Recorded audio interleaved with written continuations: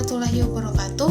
Perkenalkan, nama saya Nur Azmi dari Program Studi Biologi Universitas Halu Oleo. Tahukah kamu, seekor serangga kecil bisa menjadi penentu hidup dan mati jutaan orang setiap tahunnya?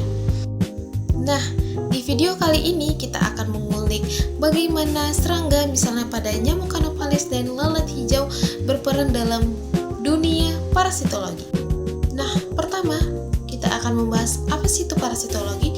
Parasitologi adalah cabang biologi yang mempelajari parasit dan inangnya. Dalam kajian ini, insekta atau serangga menempati lokasi yang sangat strategis. Dua contoh yang kita akan bahas hari ini, yaitu nyamuk Anopheles sebagai penyebab utama malaria dan lalat hijau sebagai faktor penyakit meiosis pada manusia dan hewan ternak. Dalam bidang parasitologi, serangga memiliki 3 peran utama. Pertama, sebagai ektoparasit, misalnya pada nyamuk betina Anopheles, menghisap darah secara langsung pada permukaan tubuh inang, sedangkan larva lalat hijau menembus dan memakan jaringan luka terbuka. Kondisi ini disebut meiosis. Kedua, sebagai vektor, saat menghisap darah, nyamuk Anopheles memindahkan parasit Plasmodium ke dalam tubuh inang yang baru. Sedangkan lalat hijau juga berperan sebagai faktor, tapi secara mekanis, misalnya pada bakteri Salmonella dan Escherichia coli menempel di kaki dan bulu halus tubuhnya, lalu dipindahkan ke makanan atau luka. Ketiga, sebagai inang, Plasmodium justru sebagian besar siklus hidupnya hidup di dalam tubuh nyamuk, sedangkan larva lalat hijau bisa menjadi inang bagi parasitoid pada ordo Hymenoptera. Siklus hidup nyamuk Anopheles. Nyamuk Anopheles mengalami metamorfosis sempurna melewati 4 tahap: telur, larva, pupa, dan imago.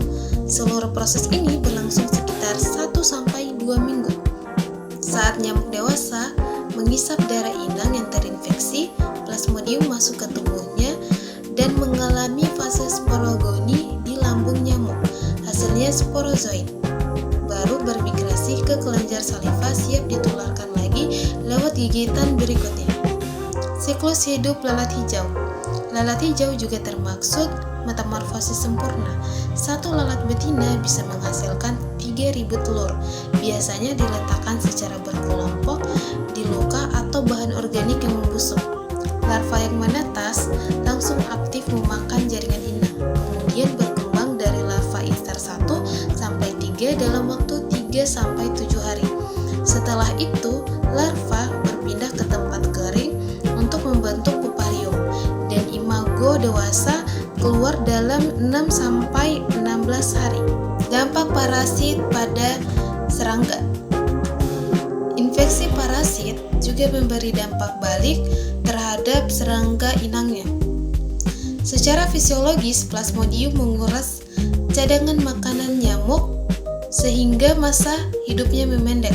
Sedangkan secara morfologi, jaringan lambung nyamuk dan jaringan larva lalat yang terparasit mengalami kerusakan struktural. Yang paling menarik adalah dampak perilaku, di mana nyamuk yang terinfeksi sporozoid justru menjadi agresif menghisap darah, sehingga secara tidak langsung mempercepat penyebaran parasit ke inang yang baru.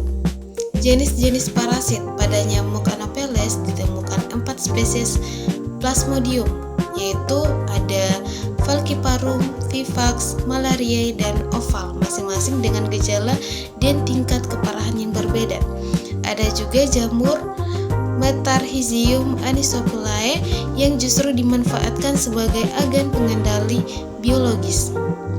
Pada permukaan tubuh lalat hijau, penelitian menemukan Endolimax nanang, Entomoeba coli, dan telur cacing Clonorchis sp yang menunjukkan bahwa lalat berperan sebagai vektor mekanik yang efektif menyebarkan parasit dari lingkungan kotor ke manusia. Strategi pengendalian. Untuk memahami hubungan parasit dan serangga ini membuka jalan bagi berbagai strategi pengendalian. Untuk nyamuk Anopheles digunakan penyemprotan insektisida dalam ruangan, dan kelambu berinsektisida.